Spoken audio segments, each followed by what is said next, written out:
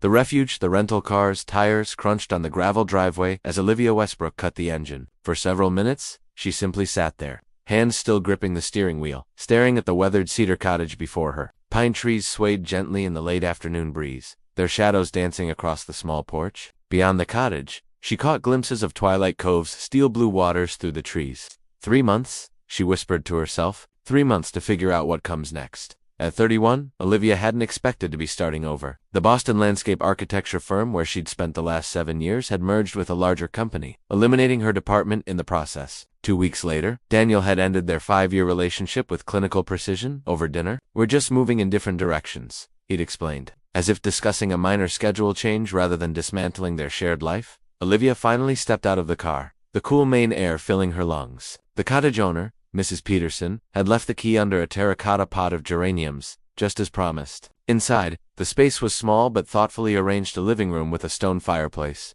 a kitchen with open shelving, a bedroom with windows facing the water, and a bathroom with a clawfoot tub. The furniture was worn but comfortable, giving the place a lived-in charm.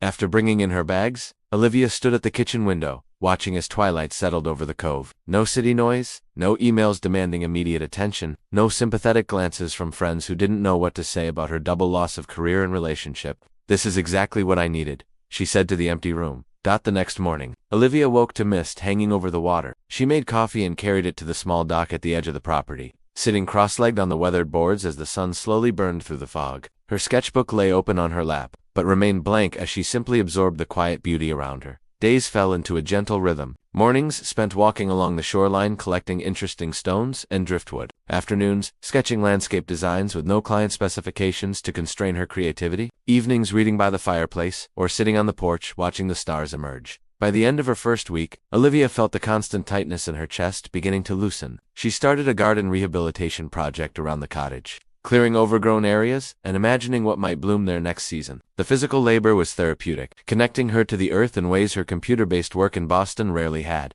On her 10th morning at Twilight Cove, Olivia noticed someone walking along the beach in the distance. The figure-tall male seemed to be searching for something, occasionally stooping to examine the ground before moving on. She'd been told the nearest neighbor was half a mile away, at the old lighthouse property that had stood vacant for years. Curious but protective of her solitude, Olivia kept her distance. But the next day, as she was gathering driftwood for a garden border, she rounded a small cove and nearly collided with him. "Oh!" She stepped back quickly, dropping several pieces of wood.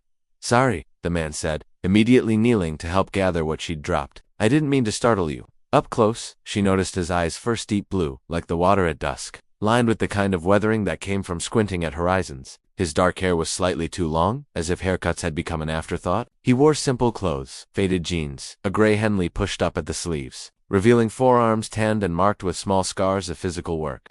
"I'm Julian," he said, handing her the wood he'd collected. "Julian Harper. I'm staying at the lighthouse property." "Olivia," she replied, accepting the driftwood without offering her last name. "Are you visiting or renovating?" "Actually." His smile was slight but genuine. "The place needs quite a bit of work. I noticed it's been empty for a while." Julian nodded. "Almost 5 years. I bought it recently." He glanced at her collection of driftwood. "Working on something?" "Just a garden border. Nothing special." Olivia was surprised at her reluctance to engage. In Boston, she'd been known for her easy social, but here, conversation felt like an intrusion on the quiet she'd been cultivating.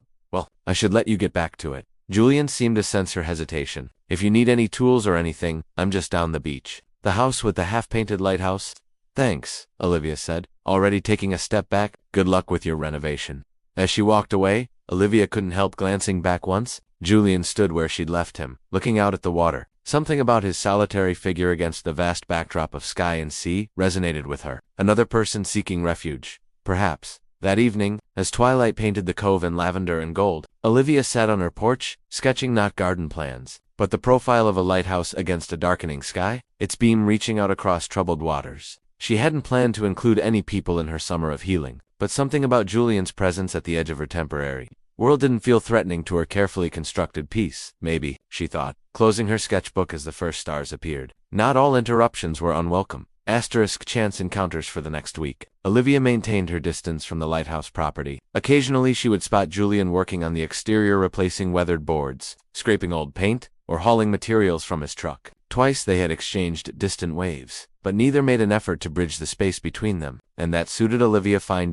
Until the rain came. It started as a gentle morning drizzle that Olivia initially welcomed. She sat on her covered porch with a steaming mug of tea, watching droplets create ripples across the cove's surface. But by afternoon, the sky had darkened to an ominous slate gray, and the weather report on her battery-powered radio warned of a significant coastal storm. Olivia was securing the garden furniture when she heard the unmistakable sound of a vehicle struggling on the muddy access road. Through sheets of rain, she saw a delivery truck attempting to navigate the increasingly treacherous path toward the lighthouse. The driver made it halfway before the wheels spun helplessly in the mud. Without thinking, Olivia grabbed her raincoat and hurried down her driveway. By the time she reached the truck, Julian was already there, talking with the frustrated driver. The drainage culvert must have backed up, Julian was saying, rain plastering his hair to his forehead. Happens every storm, according to the previous owner. I can't wait around, the driver said, gesturing to the stack of lumber protected by a tarp in the truck bed. I've got 3 more deliveries before 5.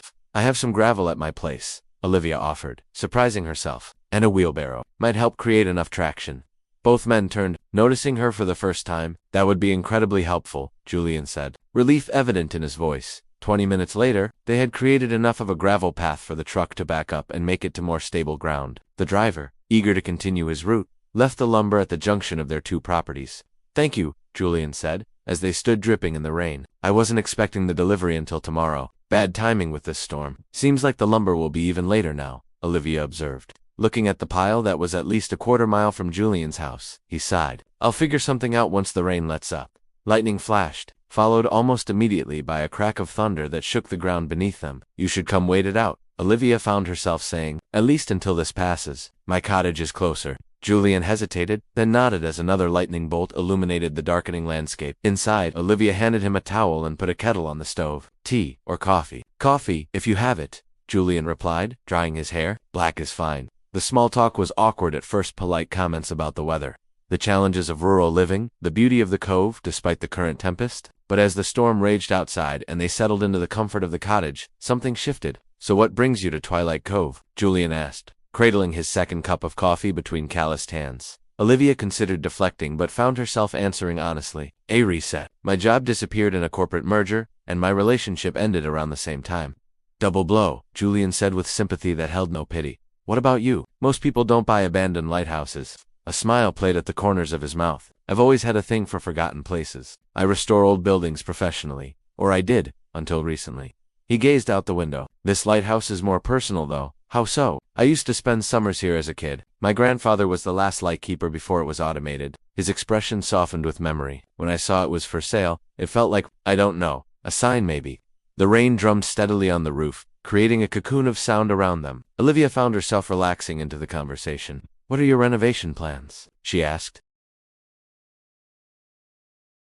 Julian's eyes lit up. I want to honor its original design while making it livable. The keeper's quarters need complete restoration, new wiring, plumbing, everything. But the lighthouse itself is structurally sound, just neglected. Sounds extensive. It is. I've set aside 6 months, maybe more. He paused. What about you? How long are you staying? 3 months? At least for now. Olivia tucked her feet beneath her on the couch. I'm supposed to figure out what comes next by then. And have you started figuring it out? She shook her head. Not really. But I've stopped thinking about it every minute of every day, which feels like progress.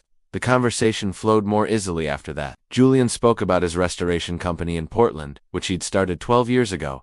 He'd handed over day-to-day operations to his business partner 18 months ago. After he paused here, some personal issues needed addressing. Olivia didn't press for details. Instead, she told him about her landscape architecture work, her passion for integrating natural elements into urban spaces, and her recent interest in sustainable design. We probably crossed professional paths without knowing it, Julian remarked. I've worked with several landscape architects on historical properties. It's a small world in restoration circles, Olivia agreed. The storm began to subside as evening approached. Julian glanced out the window at the clearing sky. I should probably head back and check for any damage. At the door, he turned. Would you be interested in seeing the lighthouse sometime? I could use a designer's eye on a few things. Olivia hesitated only briefly. I'd like that. Tomorrow afternoon, if the weather cooperates. Tomorrow works. After Julian left, Olivia stood on her porch watching his retreating figure in the soft post-storm light. The air felt cleaner, fresher. Her planned solitude had been breached, but strangely, she didn't mind that. The next day dawned clear and bright, as if the storm had never happened. Olivia spent the morning working in her garden, clearing debris and righting plants beaten down by rain. Around 2 o'clock, she changed into clean jeans and a light sweater. then walked the shoreline path toward the lighthouse. As it came into view, she stopped to appreciate its stately presence. The cylindrical white tower rose from a square keeper's house, weathered but dignified against the blue sky. Julian had clearly begun work on the exterior. One side gleamed with fresh paint, and new windows had been installed in the lower level. Julian emerged from the boathouse as she approached, wiping his hands on a rag. "You came," he said, smiling. "I did," Olivia replied, returning his smile with surprising ease. "Show me this project of yours." As they walked toward the lighthouse, Olivia felt something unexpected, a flutter of anticipation, the kind that comes not from looking backward at what was lost, but forward at what might be discovered. Hidden tides. The lighthouse tour lasted well into the evening. Julian led Olivia through each room, describing his vision with increasing animation. The keeper's quarters on the lower level would become a comfortable living space, while the lighthouse itself would be preserved as closely as possible to its original state. "This was my grandfather's favorite spot," Julian said as they climbed the spiral staircase to the lantern room at the top. The view took Olivia's breath. A Twilight Cove stretched before them, the setting sun casting long golden reflections across the water. "I can see why," she murmured. "It's spectacular. He used to say that lighthouses aren't just for boats." Julian leaned against the railing beside her. "They're for people who've lost their way." Their eyes met briefly before both turned back to the horizon. "Have you," Olivia asked softly, "lost your way?" Julian was quiet for so long that she thought he might not answer. "My wife died," he finally said. "A year and a half ago. Can say it was quick diagnosis too. He swallowed. 3 months. "I'm so sorry," Olivia said, meaning it. "Rebecca was the planner, the one who kept everything including me moving forward." His voice was steady, but his knuckles whitened as he gripped the railing. "After she was gone, I kept working because I didn't know what else to do, until I couldn't anymore, hence the sabbatical." He nodded. "My business partner, Thomas, has been understanding, but I know he's eager for me to return. This lighthouse project was supposed to be healing, I guess, a way back." "Is it working?" Olivia asked. Julian's smile was tinged with sadness. "Some days. You're the first person I've talked to about Rebecca in months, though. That feels significant." They descended in comfortable silence, the confession hanging between them, not as a burden but as a tender new understanding. Over the next few weeks, Olivia found herself spending more time at the lighthouse. What began as professional courtesy, offering design suggestions for the gardens and landscape, evolved into something more personal. They fell into an easy routine, mornings working separately on their own projects, afternoons often spent collaborating, evenings sharing simple meals and conversation at one property or the other. Julian taught Olivia about structural restoration, and she introduced him to native plant species that would thrive in the coastal environment. Together, they cleared overgrown paths, rebuilt stone walls, and restored a small fountain near the keeper's house. "You never told me why you left Boston," Julian said one afternoon as they planted lavender along the entrance path. "Beyond the job and relationship ending, I mean." Olivia sat back on her heels, brushing soil from her hands. "I was drowning in expectations, mine and everyone else's. Perfect career trajectory, perfect relationship, heading toward marriage, perfect urban life." She shook her head. "When it all collapsed, I realized I'd been designing someone else's idea of a perfect life, not my own." "And what does your perfect life look like?" Julian asked, his attention fully on her. "I'm still figuring that out," Olivia admitted. "But it includes more of this." She gestured to the landscape around them, "and less of whatever I was doing before." July melted into August. The lighthouse restoration progressed steadily, as did the unexpected friendship between Olivia and Julian. They were careful with each other, respectful of boundaries and unspoken vulnerabilities, yet increasingly comfortable in their shared spaces. Then came the second storm. This one hit with little warning, a fast-moving system that intensified rapidly offshore. Olivia was at the lighthouse helping Julian install bookshelves when the weather alert came through on both their phones.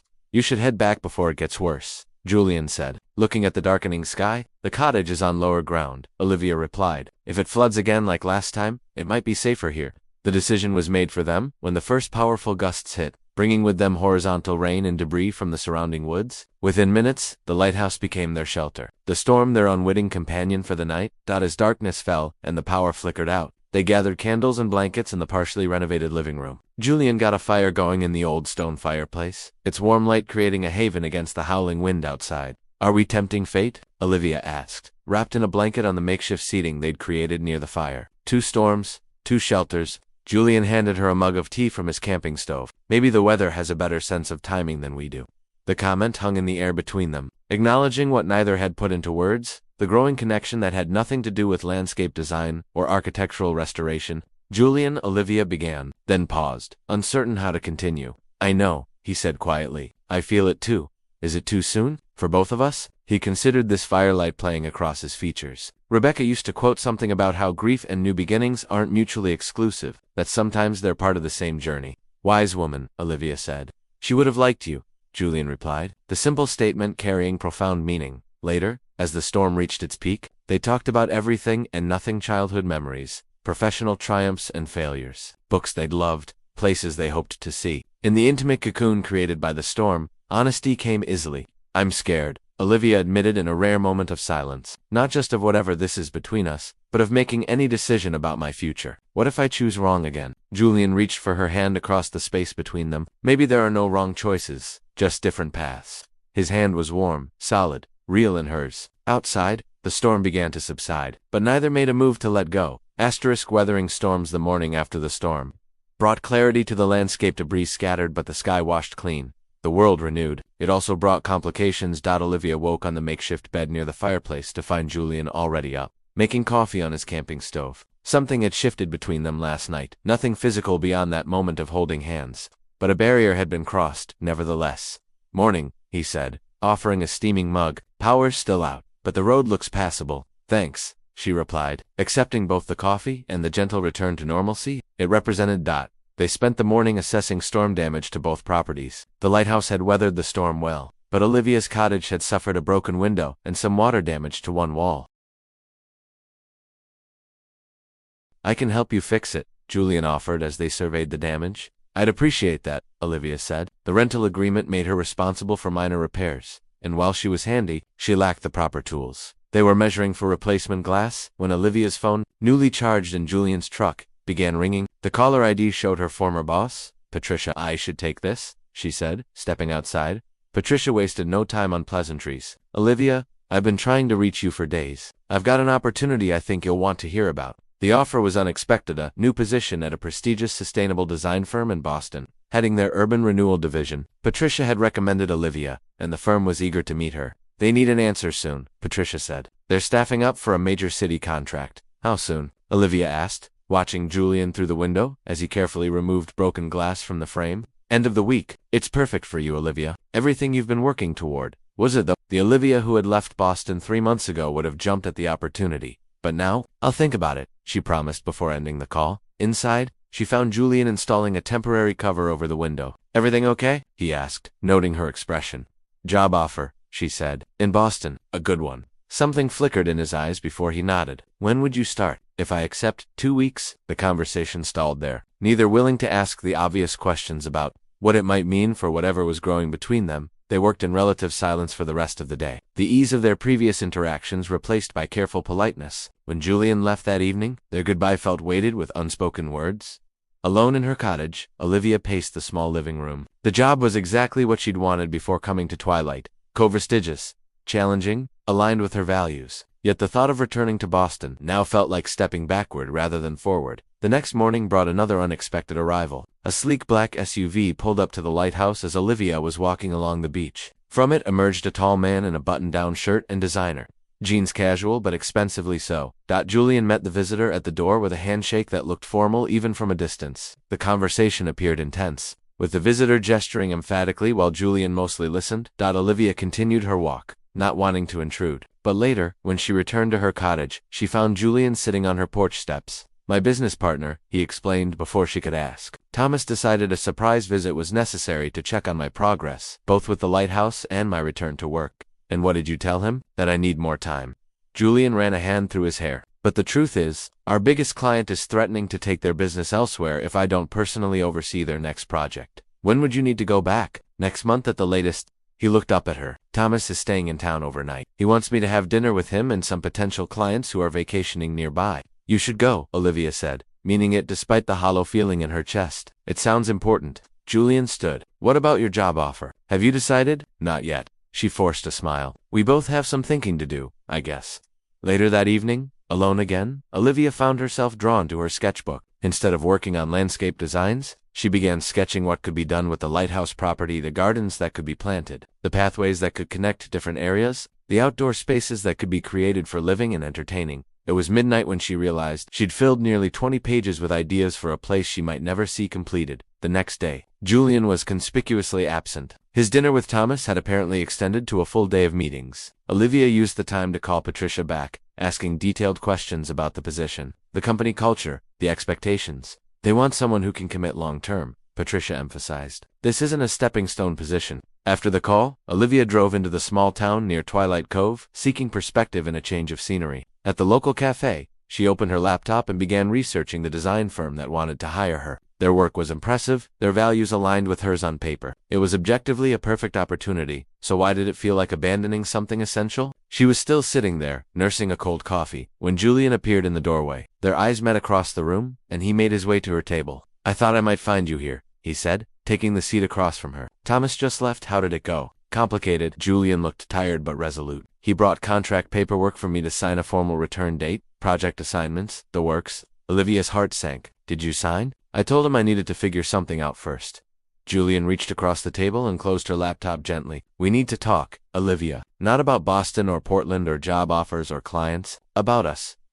New horizons." They walked along the harbor, away from the cafe and curious eyes. The late August sun cast long shadows as fishing boats returned with their day's catch. "I've been thinking about what you said," Julian began, "about designing someone else's idea of a perfect life." Olivia nodded, waiting for him to continue. "After Rebecca died, I kept working because that's what everyone expected." The grieving widower, channeling his pain into his successful business. His pace slowed. "But coming here, working on the lighthouse, meeting you, it made me realize I've been doing the same thing, living someone else's expectation of my life." "What do you want instead?" Olivia asked softly. Julian stopped, turning to face her. "I want to finish the lighthouse restoration. I want to use my skills to preserve places that matter, but on my own terms. And," he took a deep breath, "I want to see where this connection between us might lead, without the pressure of separation hanging over us." Olivia felt something tight in her chest begin to loosen. "Julian, before you decide about Boston," he continued, "I have a proposition. My company doesn't need my physical presence for every project. Thomas finally admitted that today. What they need is my expertise, my design sense, my client relationships. Remote work," Olivia suggested, partially. "Some travel would be necessary, but I could base myself here." His eyes were intent on hers. "What about you? Does landscape architecture require a Boston address?" "Not necessarily," Olivia said slowly, considering possibilities that hadn't occurred to her before. "Especially not sustainable design, which is really about working with natural environments, not against them." "So here's my thought," Julian said. "What if, instead of choosing between our careers and whatever this is between us, we find a way to integrate them? You said you've been designing someone else's idea of a perfect life. What would yours look like if you could create it from scratch?" The question hung between them, full of potential. "I'd want meaningful work," Olivia began, thinking aloud, "projects that make a difference, but also ... connection, community, a sense of place.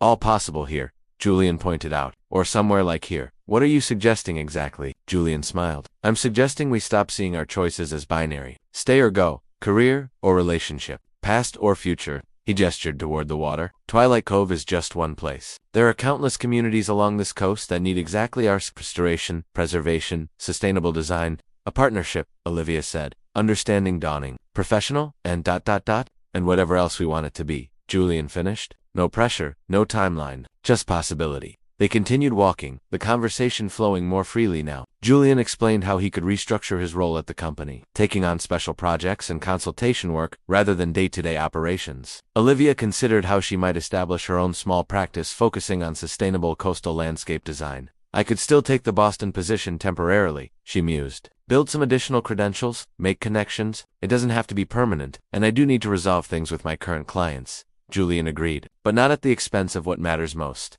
As twilight approached, they found themselves back at the junction between their two properties. The lighthouse stood sentinel on one side, Olivia's cottage nestled among trees on the other. "It won't be simple," Olivia said, practical concerns asserting themselves. "Logistics, timing, financial considerations. Nothing worthwhile ever is," Julian replied. "But I think we've both spent enough time letting circumstances dictate our choices instead of the other way around." In the fading light, he reached for her hand. This time, there was no storm raging outside. No excuse of shared shelter or momentary vulnerability, just two people choosing to connect despite uncertainty. "So what happens now?" Olivia asked. Julian smiled. "Now we design our own blueprint for the lighthouse, for your cottage gardens, for whatever comes next, together." 3 months later, as the first snow dusted Twilight Cove, Olivia stood on the lighthouse gallery, watching the winter sun spark diamonds across the water. Behind her, the keeper's quarters had been restored to honor its history while creating a warm, livable space where Julian now resided permanently. Her own cottage remained her home base. Though she spent increasing time at the lighthouse, her small landscape design practice had secured 2 local projects, and she consulted remotely for the Boston firm 3 days a week, a compromise that honored both her career ambitions and her newfound sense of place. Julian divided his time between on-site restoration, work, and remote consulting for his Portland company. With occasional trips to meet clients, they had established a professional collaboration as well, offering integrated restoration services that were already generating interest along the coast. "Penny for your thoughts," Julian said, joining her at the railing, a steaming mug in each hand. "I was thinking about that first storm," Olivia replied, accepting the offered coffee. "How sometimes interruptions to our carefully made plans turn out to be exactly what we need." Julian's arm slipped around her waist, drawing her close against the December chill. "2 unexpected detours," he said, raising his mug in a toast. "And new horizons," Olivia added. Turning toward the future they were building, not perfect, not without challenges, but entirely their own design. From the top of the lighthouse, Twilight Cove stretched before them, winter quiet but full of promise. Like them, it existed in a moment of transition, neither day nor night, but the beautiful threshold between where anything might be possible.